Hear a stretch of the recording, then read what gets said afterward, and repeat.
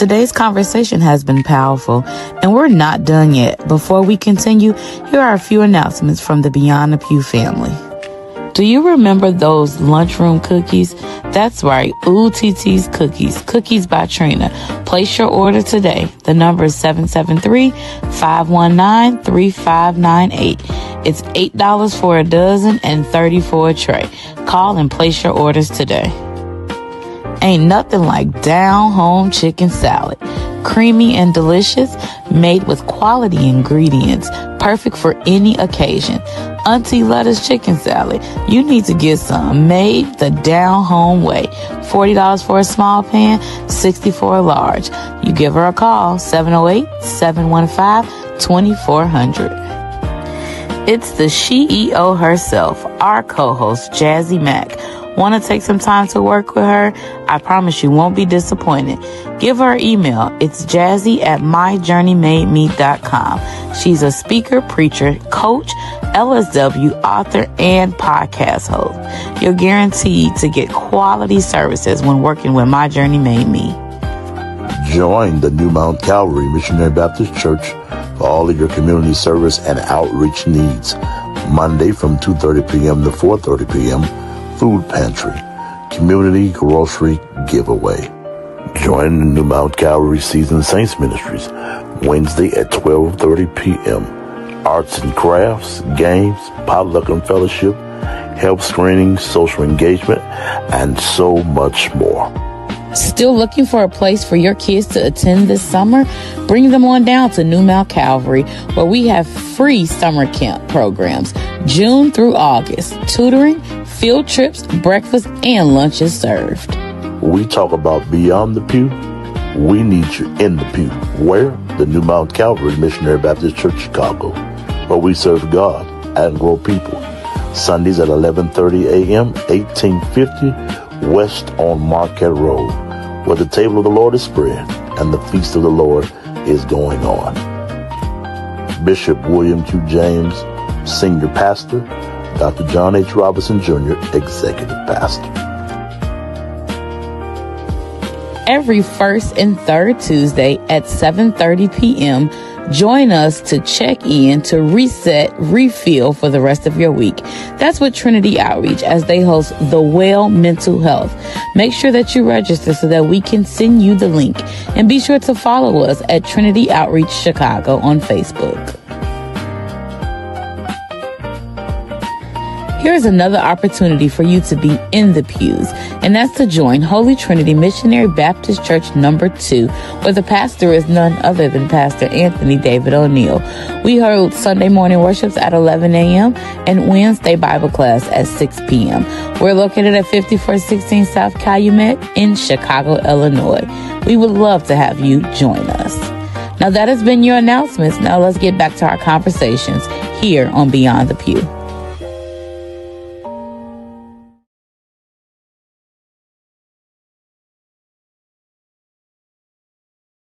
Welcome back to Beyond the Pew. I am so excited. You guys know here on Beyond the Pew is a place with real talk, real life, and real faith here on WVTC. And I'm super excited for today's conversation, just mothers and mental health. And I have one of my sisters who I've been recently introduced to and been calling on her ever since we got introduced to talk to us just a little bit about mothers and mental health from multiple perspectives today. So before we get anywhere, before we even introduce her, y'all know what to do. Share, like, love, comment. Let us know that you're in the building. And make sure to talk back to us. To our mothers that are watching, happy Mother's Day to each and every one of you. Whether you birthed a child, raised a child, godparents to a child, dog mom, cat mom, lizard mom, whatever kind of mom you are, we just want to say happy Mother's Day to you. And we want to take the time to celebrate you and give you your flowers. So without further ado, I'm pretty sure you've already shared it, which I asked you to do in the beginning.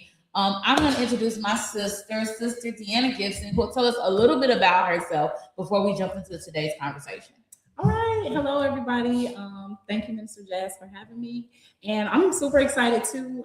So I attend the Memorial Missionary Baptist Church. Shout out to everybody that's watching. Yes. And I've been in social work for about the last 13 years, clinical social work more so like the last 6-7 years. Okay. So yeah, I'm super excited to be here. I'm a mom myself, so mom and mental health is right up my alley. So you said you've been in social work for about 12 years and clinical social work 6 or so. Can you help the people understand kind of the difference and what that looks like? Yes. Especially when I was in grad school, there was a lot of debate around it. So with case management, it's more so providing resources, guidance around, things that people need to either do or, resources that they need to be a part of, rather. Right. Whereas with therapy, it's more so like clinical. Okay. So case management is more so dealing with maybe the physical needs that you have, whereas mental health is dealing with the mental, emotional piece. Absolutely. So for those who don't know, May is Mental Health Awareness Month. And it just makes me excited that we're seeing it kind of go viral now because it's not a secret anymore. We're able to talk about it. We're able to get the resources for it. We're able to get the support. And what really does my heart justice is we're seeing it in the churches now. Yes. So people are finally getting the point that you need Jesus in therapy. Amen. So talk to us a little bit about that.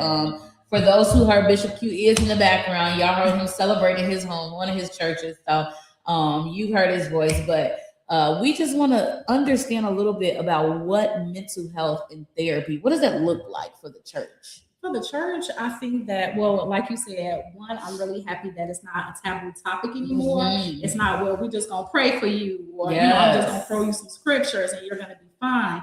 But yes, it means that, yes, I'm going to pray, I'm going to go to church, I'm still going to fellowship, but I'm still going to go to a therapist that actually has a treatment plan for me. Yes. You know what I mean? It's not the same as talking to a friend and just saying, girl, let me tell you what happened. It's somebody that's studied this, that actually can help you walk through this and provide guidance. And, just another tip is not somebody that's going to tell you what to do. Yes. Right? It's not somebody that's going to run your life or give you the secret, to do whatever you want to in life, but it really is to help guide you to where you say you want to be. And just kind of going back, you said someone who studied. So I am excited that I am seeing more preachers and pastors actually dive into learning more about the clinical mental health portion, because they do we believe, both of us believe that Jesus can heal, deliver, and set free, right? Yes. But we also believe that if you had a sinus infection, you go to the doctor and you get some antibiotics. If you needed a tooth pulled, you'll go to the dentist and you'll get that tooth removed. And I think it's the same concept as it relates to mental health. I too am a social worker, have been for some time as well. But seeing that now we're understanding and pastors are actually accepting the fact that, hey, I need a clinical person on my team, or I need a therapist on my team. For so long, pastors were offering therapy, right, which is a little scary. I was about to say, they got the Holy Ghost. I ain't saying Jesus can't lead them, but there are some stipulations to that. We have bylaws that we have to adhere to and answer to. And if not, the state of Illinois will snatch a license very quickly. So now knowing that pastors are understanding that there is some work that goes behind it that doesn't negate the spiritual portion to that. Correct. So talk a little bit about that portion, just knowing now that pastors are like, hey, I need somebody clinical. We need more than prayer. We need some action steps. Yes. And I think even for us as social workers, a big piece is knowing our own limitations. And so, even though I've been doing therapy for 6-7 years, if I feel that somebody comes to me beyond my scope of expertise, I'm going to send them elsewhere. If somebody comes to me and I feel that it's more so spiritual warfare, I'm going to tell them, refer them to a pastor. And I will hope then that if a pastor sees, a mental or emotional struggle, they will refer them to me. Absolutely. Or to, someone else on their team that, again, has studied that. And it's code of ethics that we adhere to that tells us when it's out of your scope, you should have a running list of people to kind of refer to. But going to our first question, as it's Mother's Day weekend, many of you have already taken over the hair salon and the nail shops and the eyebrow lady. So we do celebrate you and we honor you. Shout out to all the mothers who are watching. If you are a mother, just comment below, I'm a mother, so that we can show you some love. But what are some of the mental health struggles that mothers face that people often overlook? So I think one of the biggest is depression. I see that a lot. But when we think about depression, we think of someone in the corner crying in the mall and they're unable to do much. And with mothers, we don't necessarily see it the same way. Sometimes we might see it as irritation or, being snappy, things of that nature. Yeah, of course they may cry or whatever, but the sad part is how many mothers have a chance to just literally sit in the corner and cry and not take care of the kids, not feed them. Honestly, your kids don't care anyway. You'll be in the corner crying, they'll be like, when is dinner? Right. And so, that's one. Another one is anxiety. I've met a lot of people, including myself, with high performing anxiety. Yes. Right. And so because you're constantly constantly achieving, your kids are well and taken care of, we don't even know that you got anxiety. Yeah. Right. Until you go to somebody, maybe take an assessment and go about it that way. But yeah, we just keep moving, whether it's depression, anxiety, God forbid, people who have pre-existing mental issues that really don't come out until they start parenting. Yeah. Talk a little bit about high performance anxiety and what does that look like in parents? Because I think that a lot of times, not just as parents, but as mothers, we just don't know what it is. So we're around functioning and not realizing that we're really dysfunctional. Oh yeah, absolutely dysfunctional. And so, but I think that's why it's hidden, right? Because we are doing all of these things. Like I said, it's kind of this idea that I always have to be doing something. And so there's never rest, whether this is school, work, again, like with your kids, it really is you doing a whole bunch of things, not realizing that if I slow down, how am I going to feel? Yeah. Right? Am I going to be shaky? Am I losing sleep? All of these things, like the symptoms of anxiety, will those things show up if I sit still? Yeah. And do you think mothers obviously, some of the challenges that we see is we have single parent homes. So slowing down for a mom kind of seems non-existent.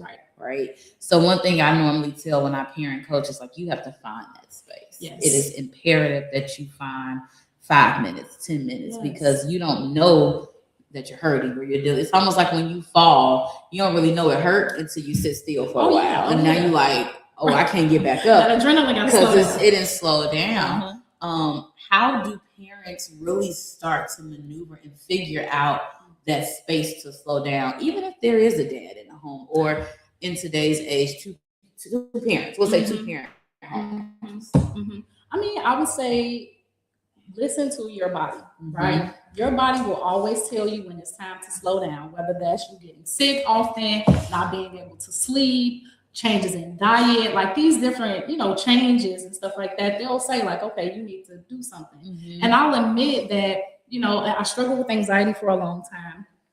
But before I had my child, there was this balance for me. So I could work, I could do ministry, I could do all of these things, but I went home to peace and quiet. So then that was my balance for me. So then the anxiety, it wasn't as intense until I had my child. So then after work, church, and all these things, now I have to parent, which is the real job. Right. And so, so I would say, even like you said, even if it's 5 or 10 minutes, my time for me is before my daughter wakes up. Okay. Right. So 7:30, get the dogs out so they're not even barking. Right. And then I can do my devotional, I can read, I can watch a show, if I want to, but it's quiet, so that was the biggest difference for me, having to make that time because it wasn't readily available anymore. How long was it? Because I see a lot of parents, especially those with younger children, really struggle in finding that quiet time or finding that me time.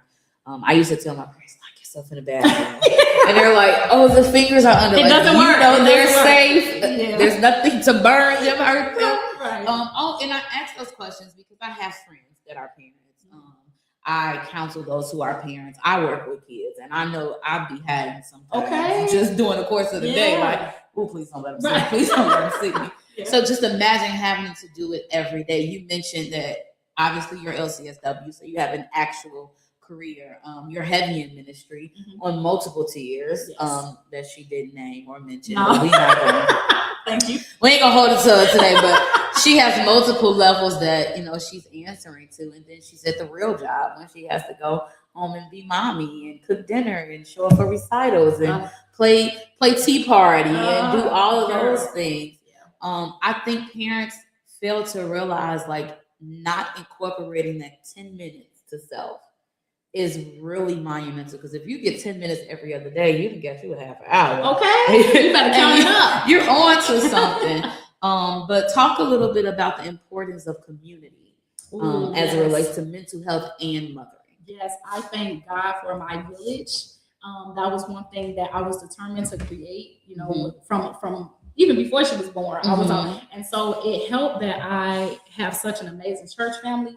Because when we get to church, that's their baby. Okay? I don't know where she at half the time, and granted it's a smaller church, but somebody has her and she's safe. You know what I mean? And of course, I have my siblings and my family who've always been, really instrumental in helping with that. And it doesn't matter if I'm going to work, getting hair done, whatever the case may be. I always have somebody that will say, okay, well, I'll take her for however long. And they're gonna have a good time with it. Right. You know what I mean? So that is a big deal, especially when it comes to single parenting. And I can speak on Black and brown because I'm Black, but in the Black community, we've been told that you have to do it by yourself. Like, girl, no. You got to be strong Black woman. Like, how do we debunk the myth that you need a community? We just gotta have forums like this where we talk about it, right, and encourage a fellowship and community. One thing in my church, we're really big on that, and encouraging people to just fellowship. Call people outside of Sunday morning. It's great to get a hug during Sunday or Tuesday or whatever Bible study, but people need that during the week. And so, if you show yourself friendly, you'd be surprised how many people may accept that. Yeah. So, I mean, that's really what the Beyond the Pew is about, right? So, and that'll kind of be our closing question, but it's really about realizing that we need everything we do Sunday morning Beyond the Pew. Yeah. We need the fellowship. We need the prayer. We need the conversation. We need the good word. But for some reason, it stops right after the pastor say, you dismiss, go in peace. Like, that's where it stops. And our goal is to make sure that we get it outside of the four walls. What has been your experience in experiencing that type of Beyond the Pew moment as a mother, as a mental health professional? So again, I've even seen it where people I've known, I've been in my church for about 20 years now. People that I knew who, they were close to me, but it wasn't until after I had my child that they were like in my face. Okay, it was like, oh, we want to see this baby. I have somebody who I communicated with a lot at the state level, and she would high and by, but now she dresses my baby in the cutest little dresses, right? And since she was like 6 months old, she saw her at the Congress and was like, oh, I got something for her, and literally has been dressing her for the last 4 years.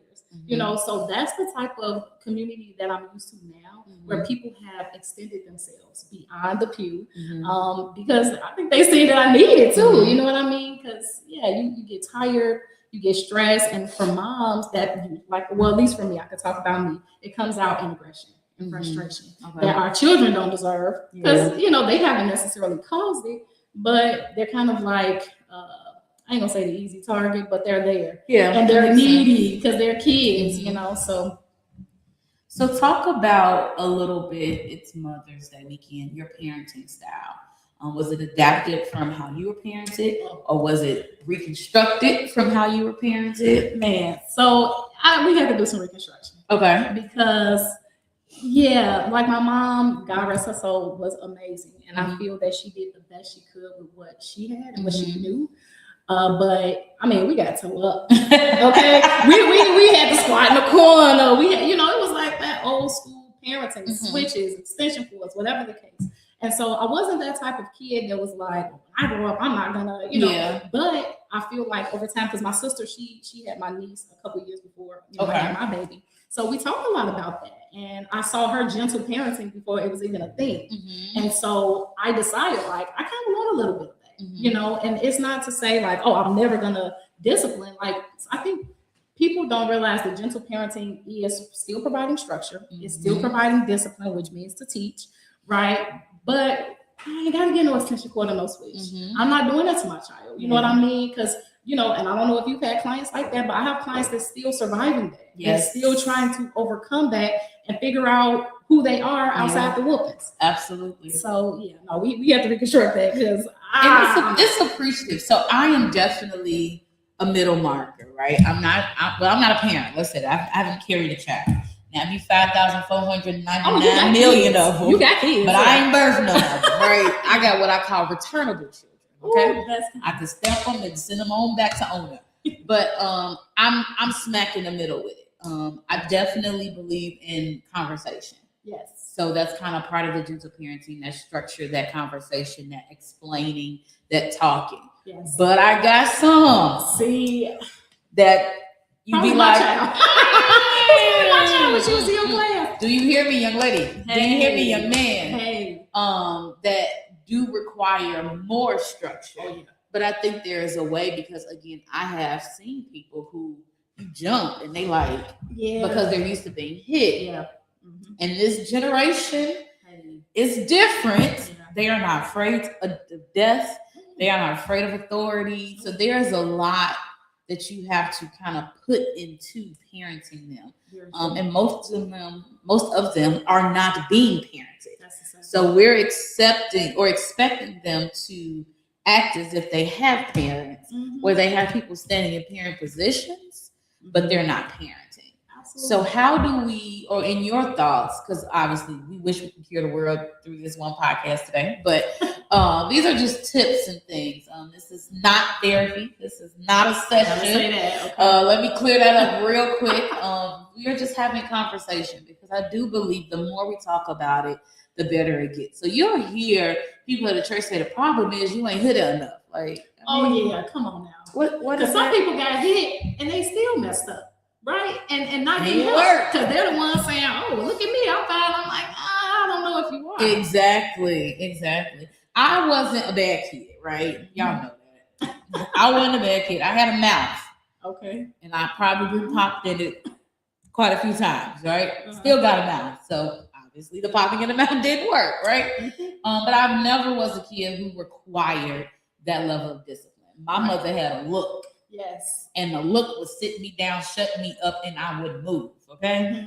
I might have said a few things under my breath, but my mother had a look. So I don't have the testament or the testimony that I remember getting whipped. I can't even remember really having a real good, maybe one or two. I don't even remember, but I doubt it. Yeah. I was a good kid, but some of these kids or some of my friends remember being punched in the chest and being thrown shoes at and going out and picking switches. And some of them, not my friends, but some of my peers, don't have a job, have multiple kids, no steady home, no steady income. So did it really work? I don't know. Have you ever read the book by Dr. Joy DeGruy?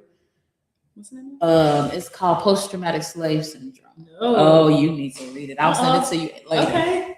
So it talks about the concept of how whipping our children and degrading our children really just takes us back to slavery. Ooh. So how can we be mad at the white man for doing it, and then we turn around and do it in the house and says it works?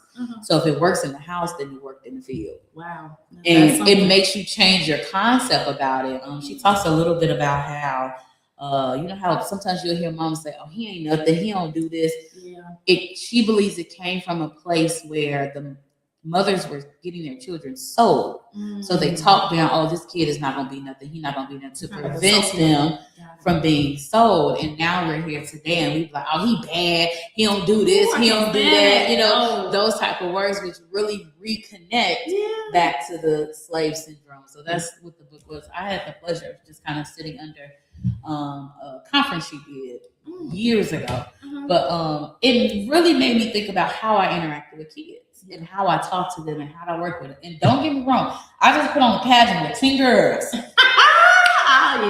I've seen a lot of lip smacking, head rolling, and just all of this. So it's difficult. I work with the kids in the district. I work with the kids, at the different levels. So it's not an easy task. So to the mothers, the people that are mothers, I bow down to you, okay? I honor you because I know it's not easy. But I think what I want to see more than anything is our parents starting to get the support and help that they need. And we just don't have that. You know, I work with so many people who do not have the family as a, main support system. And I don't know what I would do without my family. I was just about to ask you, what would you do if you did not have the community? I do not know. I would be struggling. I would probably be in jail. I ain't gonna lie. Jail and she'll be in this because, I don't know. I wouldn't even want to imagine like what that would be like. Because I know how difficult parenting is for me, and I just got one. You know, me and my sister was like, we about to be one and done, one club, okay? Because but I would hate to even think about it. And I'm the product of a one and done. My mother had one kid, and she was like, that's enough. But I came from a community. Her sisters and her mother lived together. So I was raised by my aunts, my mother, and my grandmother. Now my mom was of the primary caretaker, but we were in one house. So it was family. So I think more than anything from this portion of the conversation, I really want you guys to understand that if you don't have a community, they don't have to be blood. Yes. Blood makes you family. That's it. Love is what makes you the real deal. Like find you some people who genuinely are willing to help you be a part. And it don't mean they're gonna watch your kids every day. It don't mean they're gonna bow their clothes. But they'll give you that 20 minutes you need because you got to lose your mind. Like I've been in a classroom full of hollers. I used to be a toddlers teacher. Ooh, girl. So it was 16, I think was the number. And I'm talking twos, not potty trained, half potty trained, still diapering, right? I remember days being in there like, I'm gonna pull my hair out, right? And we would have teachers to come and tap us out, like, hey, come tap out. You need a break. You need a tap out person, yes. You need a tap out person. I think some of the easiest way to do it is to find your local church. There you go. And you're in Chicago, so if you're on 67, there's 5 of them within 2 blocks. At least. So if the first one don't work, try the next one. Until you can find a space where you can find a tap out. Because the real thing is it's probably something within you that needs to be dealt with. Oh, girl. We love to point the finger, but one of my mentors always said, when you point fingers, you got 3 pointing back at you and 1 pointing up. Seriously. So who are we really blaming? If you had to describe what a healthy mother would look like emotionally, mentally, and spiritually. Oh, girl. Okay. So I would say somebody who has either been to therapy or currently in therapy. Somebody that is self-aware, so they know when they're the problem, right? Because sometimes, like you said, we think that because the kid did this or that, sometimes they just being kids. So sometimes it's us, somebody who is constantly working on themselves, whether that's therapy or outside of it. Somebody that is connected to a church, right? We know we don't have to go to church to be saved, but we go because we're saved. And it just seems to help with the motherhood. That was good. Run that back. Yeah, we don't go to church to be saved. We go because we're saved. And it just helps with motherhood and that community aspect. And somebody who communicates well, right? It's life in general is difficult if you don't know how to communicate. But parenthood is especially difficult if you can't communicate with your child, with your community, and with yourself. You know what I mean? So to have all of those aspects, I think would be pretty healthy. Okay. So let's say for a mother who is going through more so on the clinical side, not the personal side, struggling with things and they think they're hiding it from their child. Ooh, girl, we get so many of those, and I remind clients that you think that you can shield your child from storms of your life, but eventually it's going to rain on them too, right? And so that's when you need to get help, right? Not just the community, but sometimes you do need a clinician to work with and say, hey, this is what you got going on, because that happens a lot too, where mothers, they don't know that they actually are diagnosed with something, and so they just kind of keep on going about life, again, thinking that they're hiding it from their child. And the kids always feel it. They always feel it. Even if they don't know what's going on, they know something is going on. And we just have to be, I think, more honest with our kids too. You know what I mean? Especially when things are not well. We want to, and my mom was that type. I didn't see her cry until she was sick. She was older and she was sick. But the way that your kids learn how to overcome things is to see you do it. But they can't if you're going to have it from them. You know what I mean? So 1, you're not going to stop the rain from hitting your kids. 2, we got to be open and communicate with our kids so that they'll know life is not peaches and rainbows. Because if we make them believe that and then real life hit them, and then we're gone, or we're not able to drown. have them. Yes, and we don't want that for our kids. We want to prepare them. Yeah. And I think that is part of some of the challenges we think. I've seen parents stay in situations, relationships, because they're doing it for the kid or to benefit the kid. I've seen parents try to hide because my kid can't see me like this. Yeah. And I think more than anything, especially, I don't know what y'all put in the milk.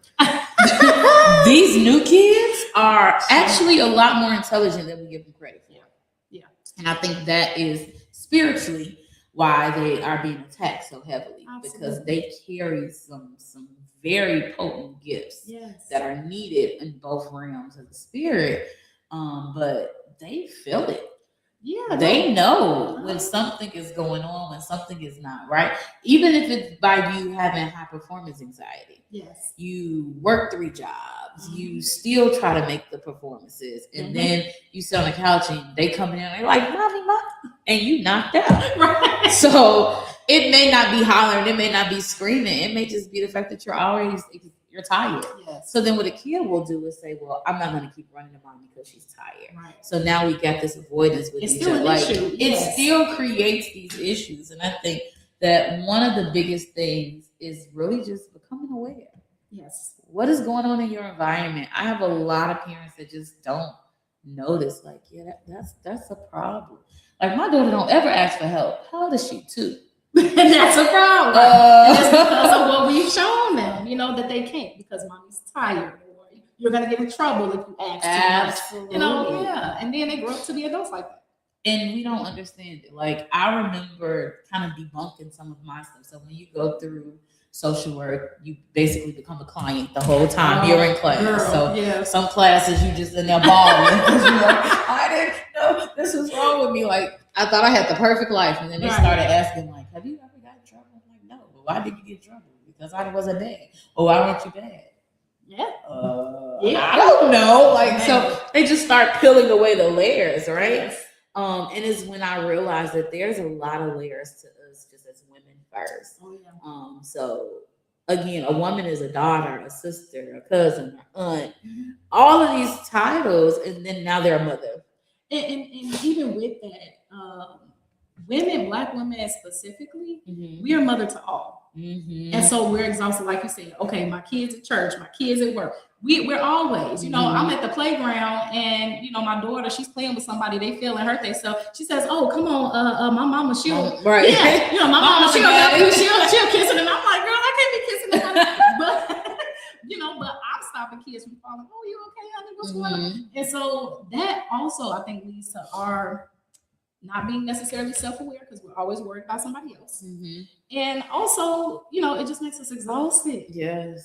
Because we put in so much mental, emotional, physical energy into everybody else. So as a mother, as a clinician, if you take a break, will the world end? Nope. You sure? And God showed me that. So in my mind, I was tell us about it. I gotta be at church every day. I gotta be at work every day. But no, I got really sick. And this was like New Year's. No, the first Sunday of, I think, 2024. Okay. I was out. My daughter, she was at that time 2, 3. I'm laid on the couch because I couldn't even sit up. Could not go to church, any of that. Like, I don't even know how my baby ate during that time because I was scared to, have family come over just in case whatever I had was contagious. Right. And but I think I got up, crawled to the kitchen to get her something to eat for a few times. But no, I couldn't go to work. I couldn't go to church. I couldn't necessarily do what I, usually do for my daughter. Everybody made it. And why do we have this mindset that if I took one day away, the whole world would crumble? I think some of that is taught, right? Okay. When we have these high-performing anxiety mothers, right? I've had so many clients that's like, oh, yeah, I watched my mother work herself into the ground for everybody else, right? That's how it was for me, too. Yeah. And so then you learn that that's what you're supposed to do, too. As a Black woman, so it's a learned behavior. Yeah, part of that is learned behavior. Part of it is societal, right? Where they're like, oh, bereavement, you got 3 days off. Come on, for sick days. That's coming out your sick bank. So what happens when that's out? Can't get sick again? So I think part of it is taught. Some of it is societal expectations. So as a mother now, we're talking to Mother Deanna. Do you use your sick days, your PTO? Girl, I hope my boss ain't watching, but I use it because we don't have mental health days. Not every organization has those. I will use those. Yeah. And the good thing with my organization, I think they know that our work is difficult, so they make sure we get at least one day off, from them a month. But yeah, if I'm exhausted, I wake up, I don't feel, I'm taking off. And I remember when I was working for companies that I would you would hear people brag about how they rack up on PTO time. Not the flex you think it is. And I'm like, it's not. I got so many days. I got this. I got that. I got this. And I'm like, PTO days was for a reason. Days out. Now I don't work for a company anymore. I work for myself. So I know it doesn't work the same. So when it's time to clock in, it's time to clock in. But when I worked for a company, I knew how to make my time stretch. Yes. If we got Friday off, I'm taking Monday off. Now I got, Friday, Saturday, Sunday, and Monday. But people really use it as a flex, building up. Now I understand some companies, when you work in Ford or, hand things, at the end of so many, you get a payout. Right. That's different. Maybe you need the money. But hear me clearly. Rest as a parent. Mm-hmm.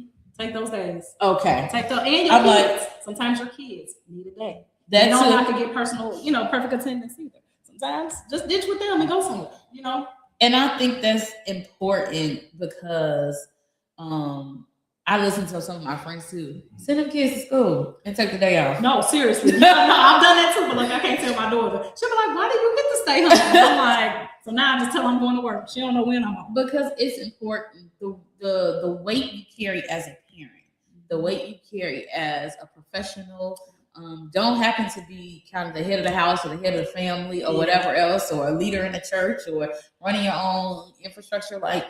We get tired, and burnout is real. And I want to talk a little bit about burnout and parenting, but we'll do that in a few seconds. I want you guys to take the time to share. I hope this conversation is something that is beneficial.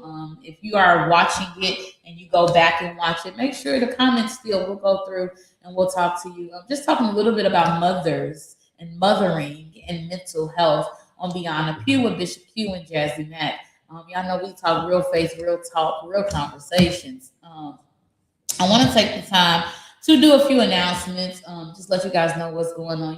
We always like to make sure that we are talking about what's going on in the community because, again, these are outlets and things that you can use for your children, for yourself, and we want to make sure that we're getting those things to you.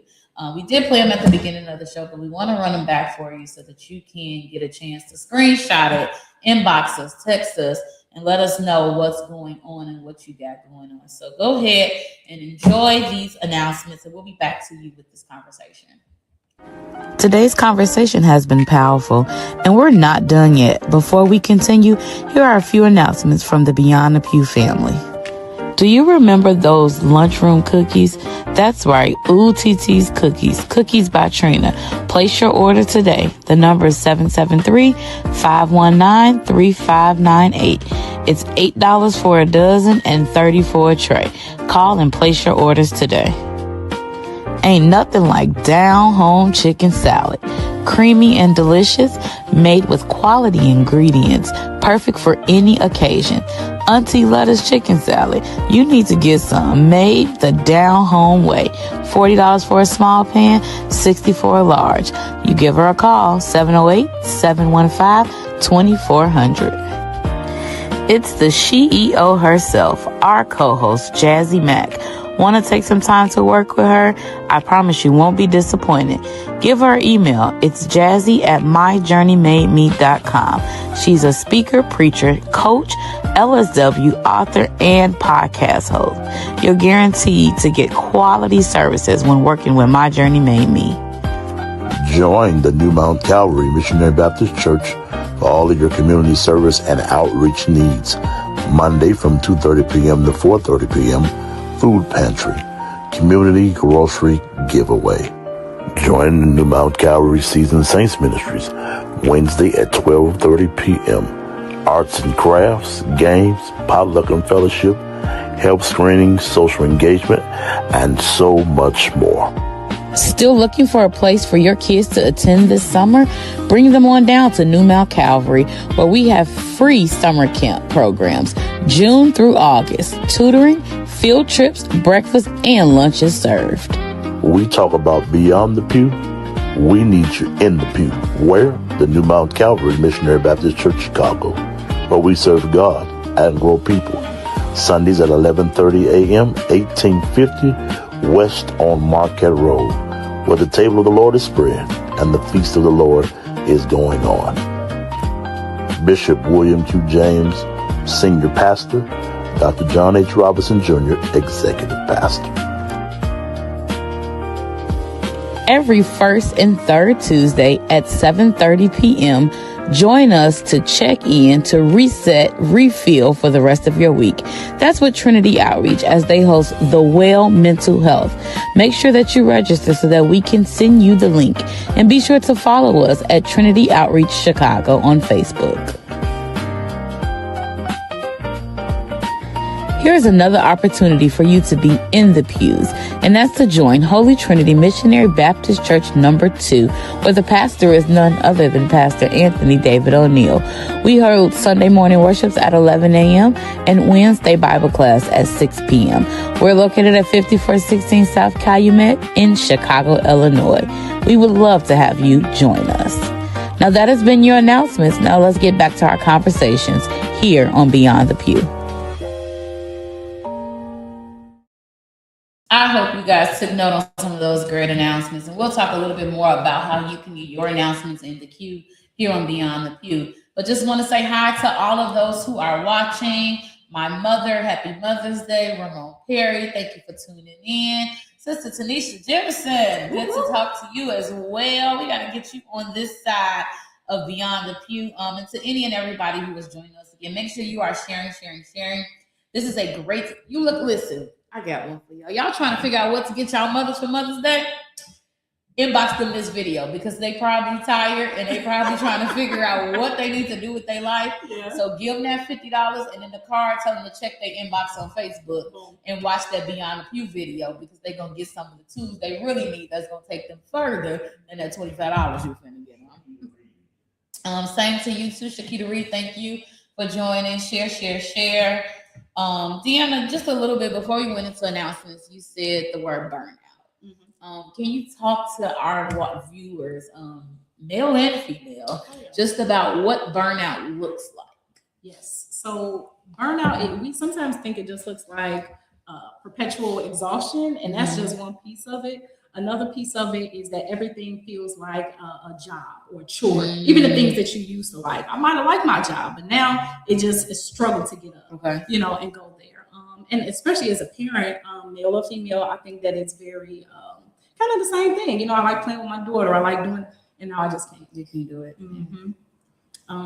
That's mostly it. And then does this also, you talked earlier about kind of paying attention to your body. Do you see body issues and burnout? Oh yeah, you can. So again, along with the exhaustion, your body, it can just be weak. I'm trying to think what else, but yeah, sometimes it can be aches, pains, different things like that. I think the biggest thing that I think is important to kind of lock in is when it's something you enjoy and you no longer have a desire for it, or the strength to kind of deal with it. What do?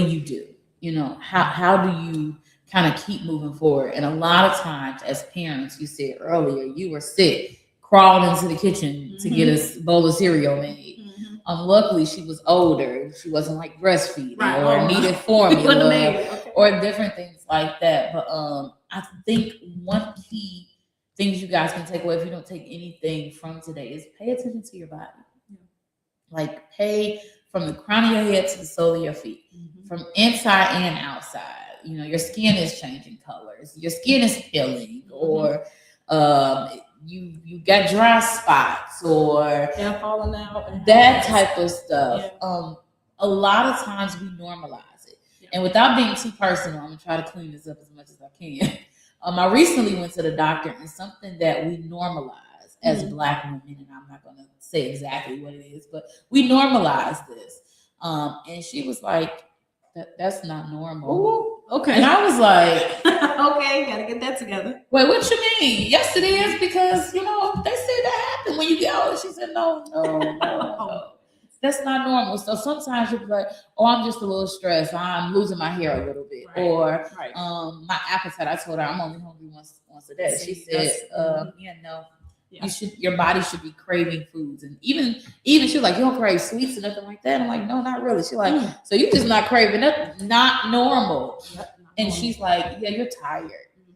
I recently dealt with some exhaustion with a friend, and it took them out, literally. Yeah. So paying attention to your body is important, guys. What seems normal or what Black and brown people have made normal, 9 times out of 10, y'all.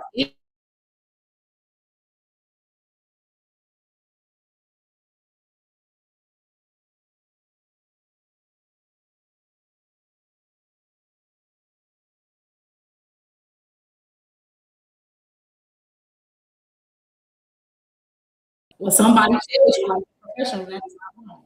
And that's why they're important, because the usher at the front help go come through the church and tell you to push it, keep pressing. But a clinician is going to tell you push any more, your heart will give out. Right. You push any more, your blood pressure.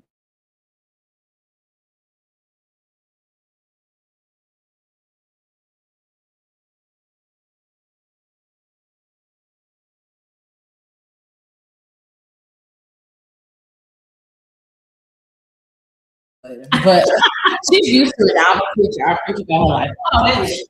But the one thing that I stopped doing is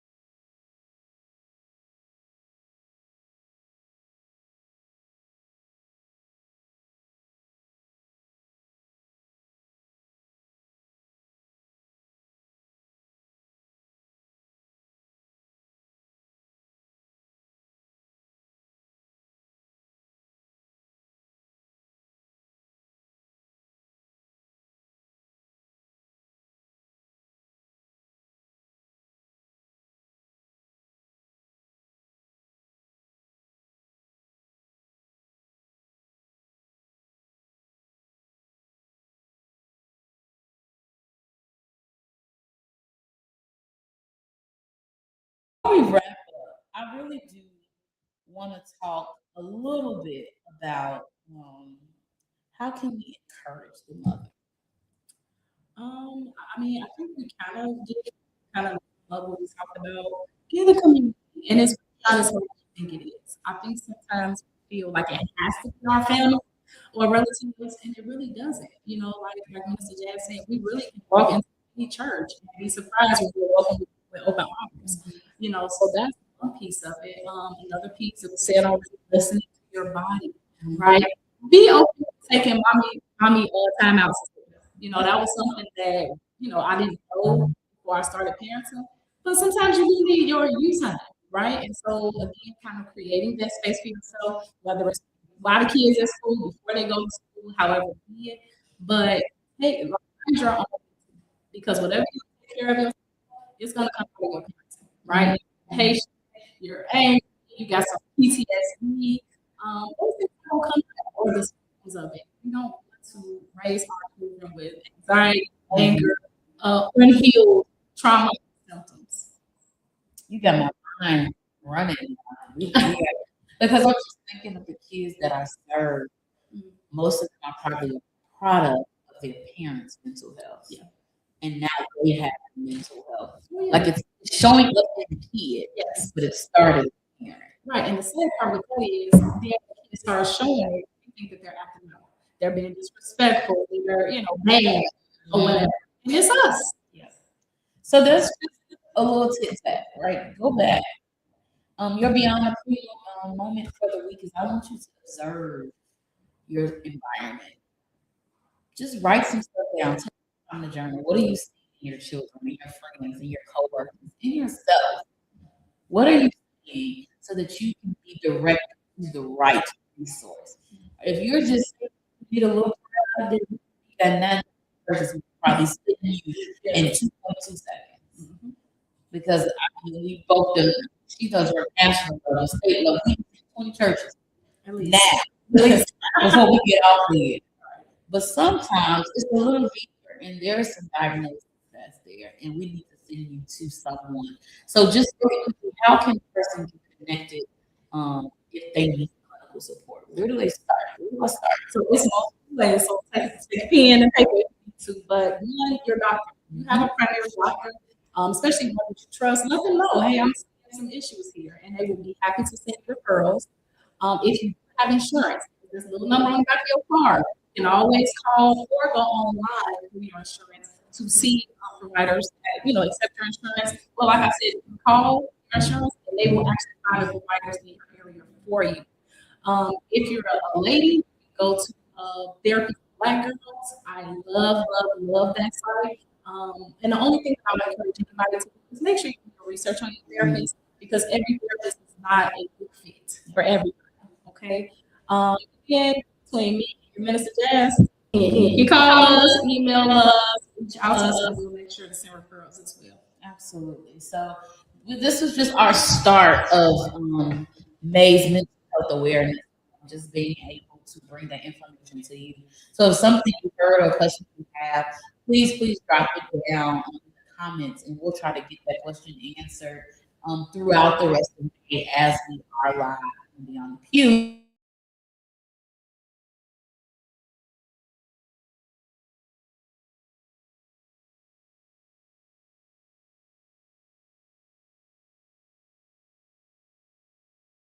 Information and awareness to the forefront so that we can become healed individuals, mentally, physically, emotionally, spiritually, and all of these things. We hope that something I was said today may have struck a nerve. You want to figure out what you need to do, or it's just helpful. As you guys saw, we did share some announcements earlier, and Beyond the Pew is moving forward in our sponsorship opportunities. So partner with Beyond the Pew and elevate your brand by supporting a platform that inspires, informs, and impacts thousands every month. So just a little bit about our numbers. We have over 30,000 views on the WVTC webpage, over 5,000 followers. We are WVTC's radio network with over 200 plus shares taking place daily. So if you are selling something, having something, doing something, this is the place where you want your information to go out. So Beyond the Pew is offering you 3 tiers. The first tier is $20, and you will get 4 virtual advertisements a month. And that's during our time here on Beyond the Pew. The second tier is $30. You get your 4 shares a month plus 8 random posts happening again on the pages that we are connected to. The last tier is $60. You will get 4 virtual advertisements on Beyond the Pew. You'll get your 8 posts throughout the month, and you'll also get posts during Monday's Mental Health with MJM. So there are many ways to be connected. We are here on Facebook. We are on TikTok. You'll go on the MJM page and so much more. But more than anything, we are trying to get the community aware of the support that we have and the things that they need. And what better way to do it than here on WBTC with Beyond the Pew. So please, this flyer will also be on the Beyond the Pew page. If you are not following WBTC, the time is now to follow it. If you are not following Beyond the Pew, the time is now to follow it so that we can make sure that you too stay connected to Beyond the Pew. We already know what Mr. James and Jasmine Magazine. We're here every Saturday from 3 to 4. You guys also see me on Monday with a quick mental health moment, something that can get you throughout your day and keep you moving. But we are committed to making sure that we can get certain things done and certain things out there. So you guys make sure you are following all of what I just said. It is Mother's Day weekend, and we just want to be honest to some of our mothers who are no longer with us. To those of you who have lost your mother, we are praying for you. We know that this can be a difficult time. We know that it's challenging. Sometimes you push through it. It's okay to feel what you feel. Let's start there. Feel what you feel in regards to the holiday that is coming up. But know that it doesn't have to be that way forever. Get you some help, get you some support. connect to not only your community, but also connect to a professional so that you can get everything that you need and everything that is desired. So before we log off today, we just want you to enjoy this video honoring our mothers who have gone. Remember to join us on Beyond the Pew next week, a place to reset with real talk, real life, and real faith. We'll see you guys next week. Happy Mother's Day.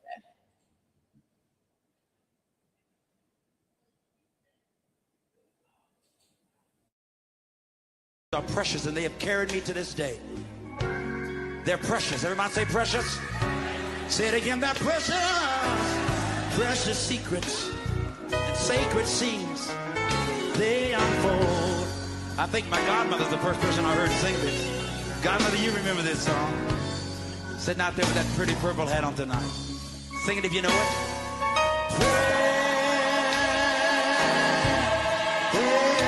Precious memories. Does anybody have some in here tonight?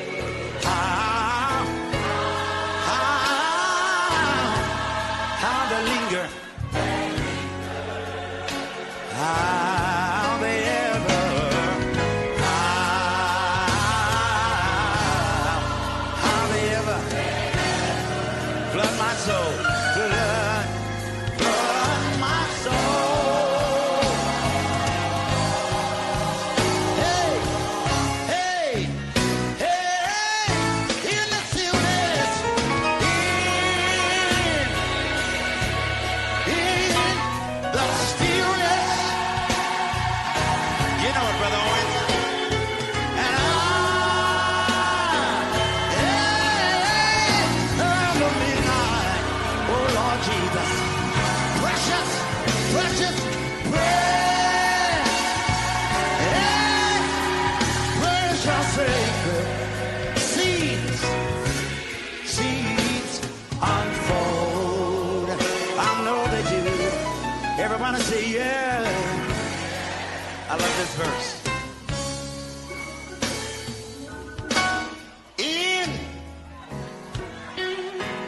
Inside our words, way over in the middle of the night, when my soul gets a little lonely.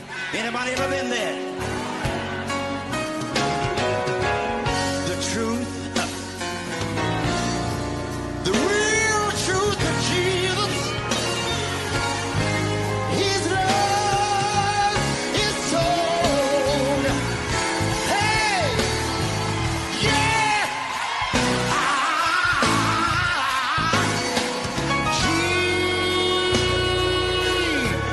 Jesus whispers, child, child, little child, I'll be with you. Pray, precious sacred seeds, they unfold. Oh, thank you, Jesus. Thank you, Lord. Come on, sing it with me, everybody. Precious memories. Every heart is singing. Oh, Lord. They seem to keep on lingering.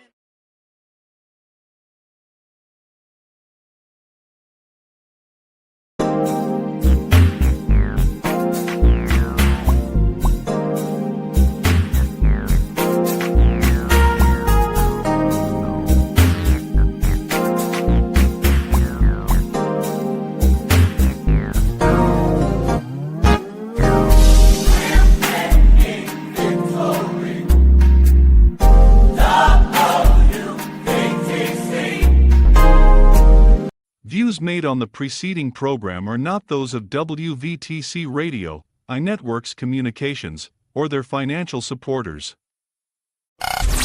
Winning victory through Christ, WVTC Allsip Chicago, an iNetworks communication station.